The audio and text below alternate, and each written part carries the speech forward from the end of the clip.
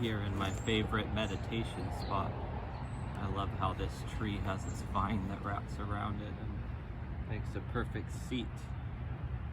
Today I have some tonic water and some beef jerky. This meditation spot is in the middle of one of the oldest cemeteries in Broken Arrow, Oklahoma, and around the corner that way is an old white church building that was a school for the Muskogee Creek Nation children, along with some of the early pioneer settlers' children. There's a bunch of graves of both native and pioneer children in this graveyard because a lot of kids died young in those days. I was meditating on what I call, in my imagination, my Mormon roots, which I got disconnected from 16 years ago when I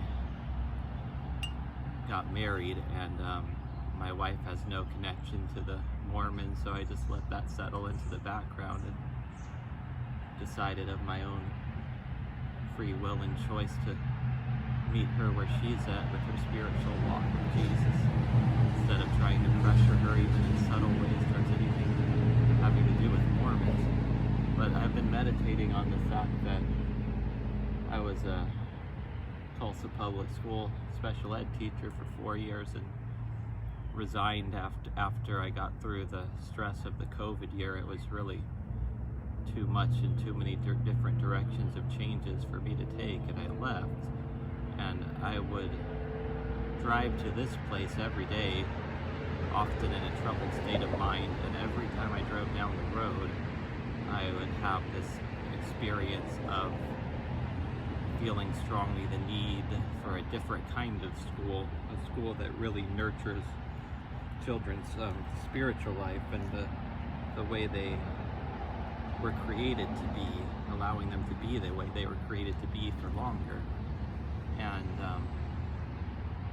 I don't know if it's just my overactive imagination making connections where there's not necessarily connections, but I find it interesting that I've been driving past this piece of land that is,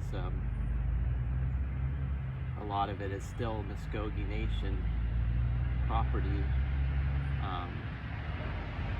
So as I drive from our house down the road past this road that eventually leads to the cemetery, there's this open space of land that nobody owns yet. And I've been praying that Jesus would turn that into the kind of school I've been imagining. Sometimes praying in tongues and the language of the Spirit.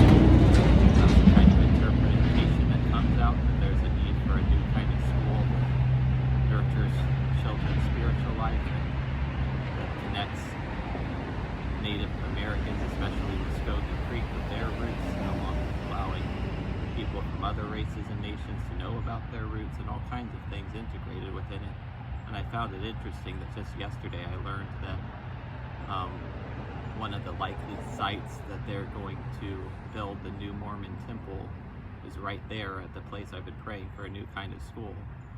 Could be divine providence, could be even Satan intervening to do something where God wants something better and purer, or it might be both. It's hard to tell, but I thought it was worth meditating on and sharing with you all this morning where I was at and what I was thinking.